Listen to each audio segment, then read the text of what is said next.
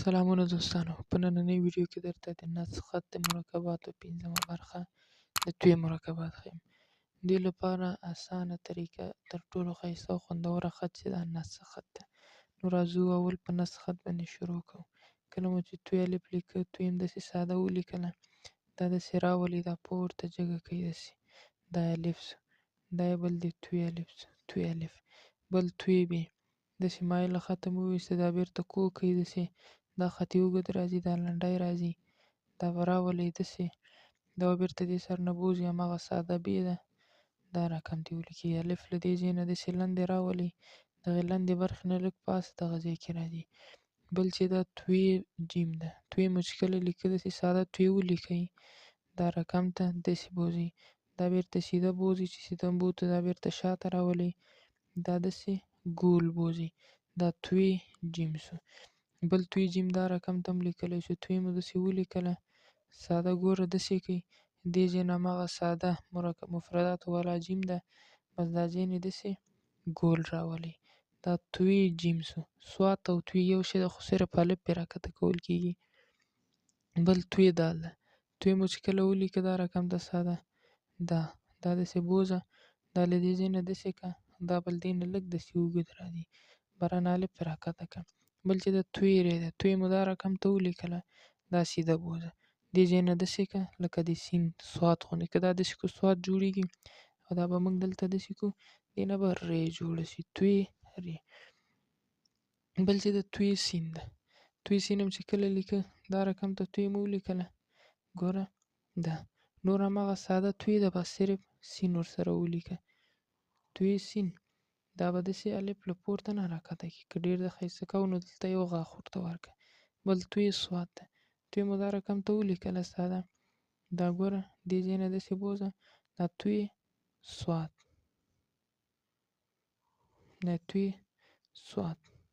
بل توی توی ده، توی مو دا رقم ته ولیکله، دې ځای نه بله توی ولیکه، دا ګوره توی توی.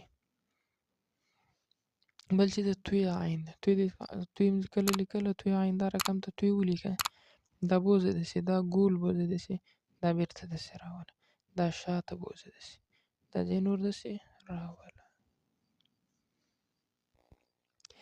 بل چې د توی فی ده، توی فی کله مو چې لیکه توی دا رقم ته ولیکئ، ساده توی ده، ګوره دا ځای داسې که لکه د بې غوندې، نور دا بې غوندې راځي، توی فی. بل توی قاف ده، توی مو دا رقم ته ولیکله، دا ګوره دا ځای نور داسې راځي لکه د سین دغه ځای یا دا راځي، توی قاف. بل توی کاف ده، توی مو دا رقم ته ولیکله، دا داسې بوځئ، دې ځای کې بره نه الف راکښته کئ، دا داسې شاته مخکې بوځئ، دا ځای داسې راولئ لکه د دال غوندې، توی کاف.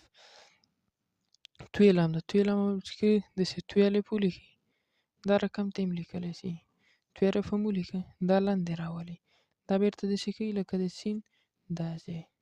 بل توی میم ده، توی میم چې کله توی میم دا رقم ته ولیکه، دا ځای ګوره توی میم، دې ځای کې الف پې باندې راکښته کړه. بل توی نون ده، توی میم دا رقم ته توی میم هم لیکلی سو، توی میم.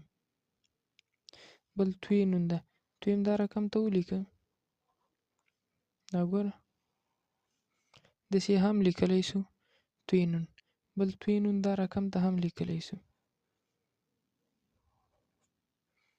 توی نون.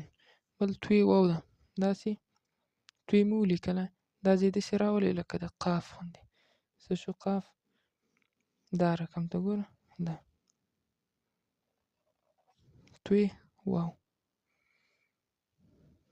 بل توی هی،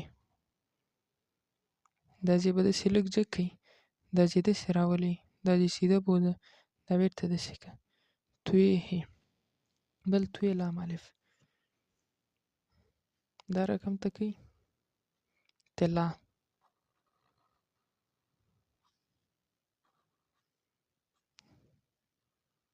توی ی،